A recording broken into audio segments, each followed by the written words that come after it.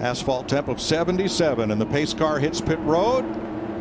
The first of 2 races to set the field for Sunday's Daytona 500 gets the green flag.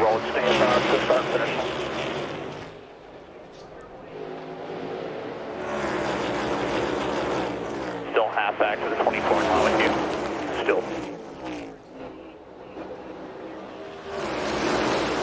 Now don't get too far. You're doing good here. Still 2 back, 2 behind you. The one's working the top lane. Still 1.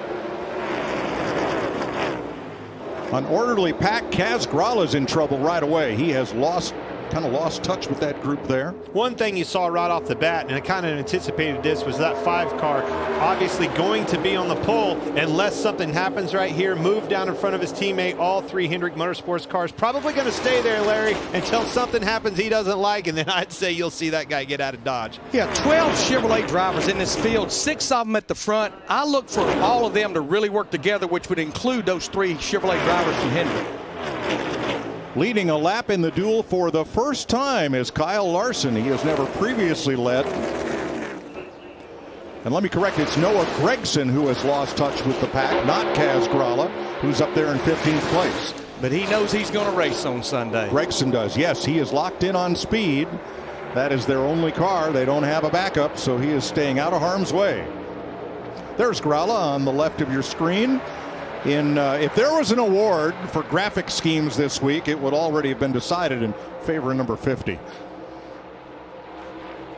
Up front, the Hendrick cars, 1, 2, 3 on the inside.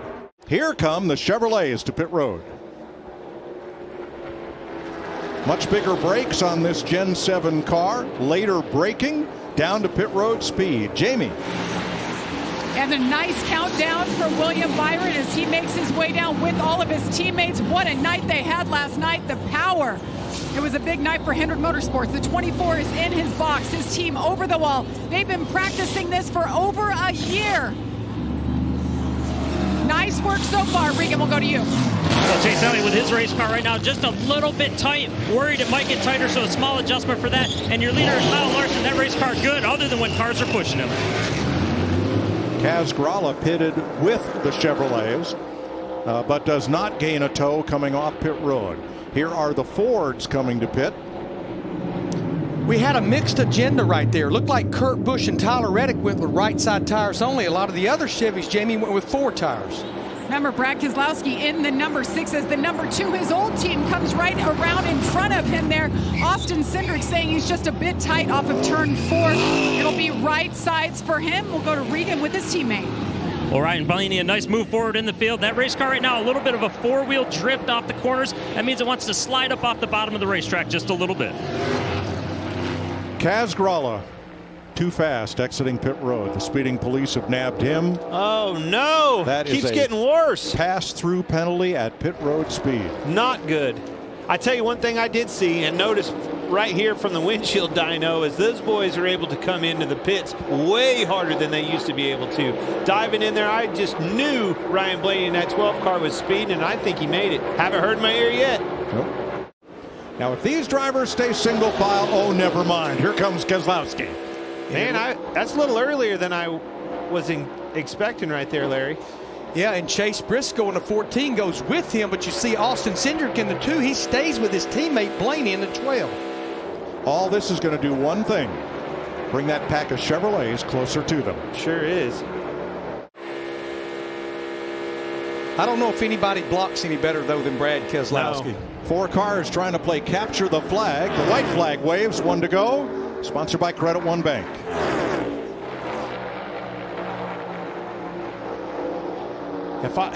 He's pushing him out there and getting away from his teammate. I don't know that I would have probably done that if I'm Ryan Blaney. I need that teammate. Probably get away. And that may be what he was doing right there. Push him out, drag back, but you can already see Brad seeing that in the mirror. Cindric to the bottom.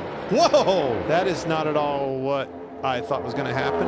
The rookie, Austin Cindric, thought was going to happen. And Xfinity champ sends Blaney back to 4th. Now Cindric gets a bump from the 14 at Briscoe. It's going to be off of 4 right here. You're going to have to... Well, Keselowski by himself, double wide behind him, and Brad Keselowski gets his first dual win, 3 wide for second. Austin Cindric over Blaney and Briscoe. Greed got in the way there, boys. Nobody wanted to go by Keselowski. That was the best case scenario for Brad. Didn't have to block anybody. And we will go back and check, but you saw the leaders lap Yaley and McLeod. That put them on the same lap as Kaz Gralla. And on the final lap, Gralla may have beat Yaley to the line. Now he's asking the same thing we are. You're in. You have got to be kidding that? me. Right at the end of the race. The money team. Does that mean Mayweather's coming? I want to see. But thank God. Whew. So there's Gralla, second to last car in that group. The 55 on the outside is Yaley in turns 3 and 4. Gralla makes the pass on Yaley, who had no drafting partner. And Kaz Gralla will race in the Daytona 500. Wow, after all of that, the mistake on pit road, thinking you're down and out, to have that happen right on the last lap. Who would have ever thought that could happen? Classic case, never give up. Pace car is in. Front Roman Bowman brings him to green.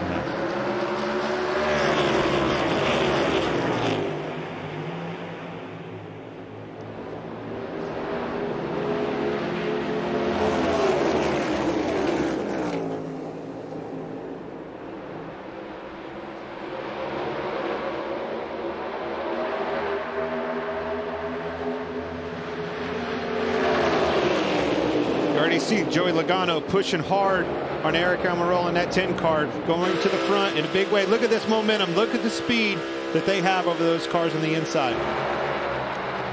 Just watching that 10 car of Eric Almirola, by far the fastest forward. And I always remember what he told Jamie Little after qualifying last night. I'm a little questioned how my car is going to drive when we get out there in a pack. So we'll see. Oh, and he moves up. They get to the inside of him. Must not have liked that push. Probably going to be going to the back in a hurry right here. Almirola did not get up to speed through the gears quickly. But then in the draft on the back straightaway, pulled even and now drops toward the back of the field. Whoa! Denny Hamlin spins out. Sit tight, sit tight. It obviously hurts Denny Hamlin, but it's going to hurt the Toyota's effort because they've lost one of their guys. Regan? Well, Kyle Busch on the top right of the screen. 2 tires for him. As you see, only thing they've been working on is communication with him and Tony Hirsch about where the runs are coming from. Jamie? Denny Hamlin got it turned back around. Now he pulls into his pit box. His teammates, they took right sides only. Of course, they're going to check all 4 tires for that 11 as they work the left side of the car now. So he's way off the pace, as you guys said. He lost his running mates, and now he's down and away. Let's see what caused Hamlin to lock him up and lose control entering pit road. I think you could hear it in the drive line. I heard it kind of, you see it right there. Wheel lock up and just spun around, trying to stay off of his teammate in front of him. And then when he gassed up in the grass, spun all the way around, which is why they elected to go ahead and just put 4 tires on it.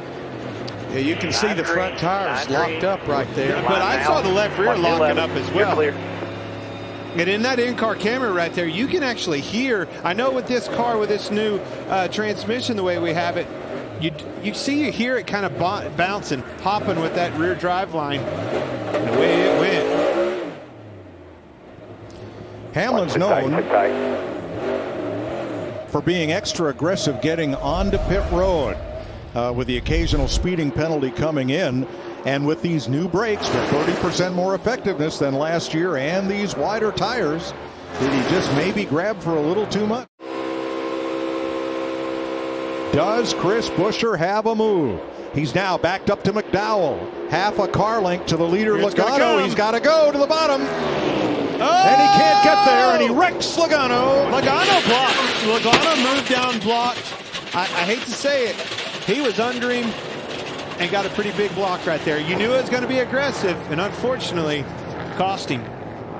I want to watch a replay, but that's how I feel like I saw that. The white flag had waved, so the next flag ends the race. And Joey Logano, who was in a position to win his duel, is all crumpled up on the apron. And it will be where those cars were at the moment of caution. It has nothing to do with scoring loops. And Greg Biffle will come across on the lead lap one lap down in 13th place. And Biffle will take New York racing to the Daytona 500 on Sunday. You knew it was coming. It's just like I said, as they caught that lap traffic, that gave him that opportunity, got him crunched up, got a run, made his move to the inside.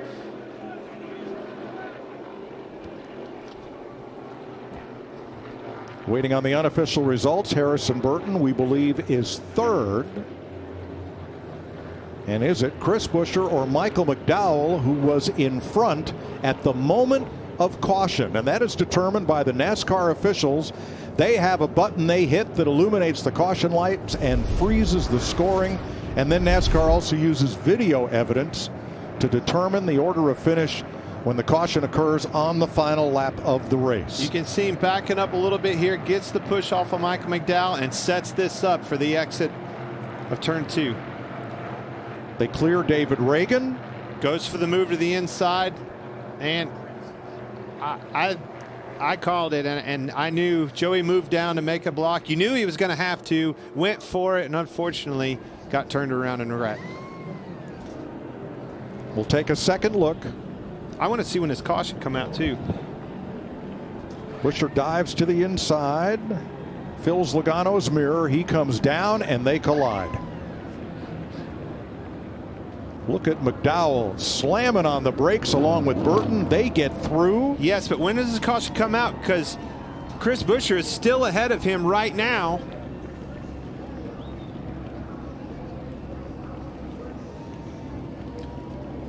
And 17's your winner.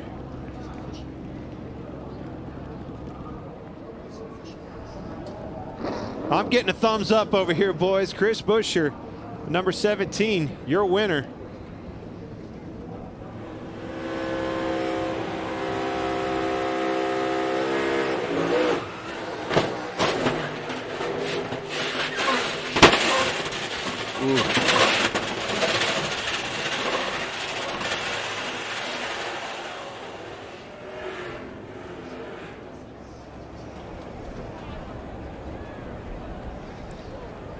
Well, Michael McDowell just barely got by there in that 34 car. You could see right there the caution light was on, and that 17 was in front of the 34.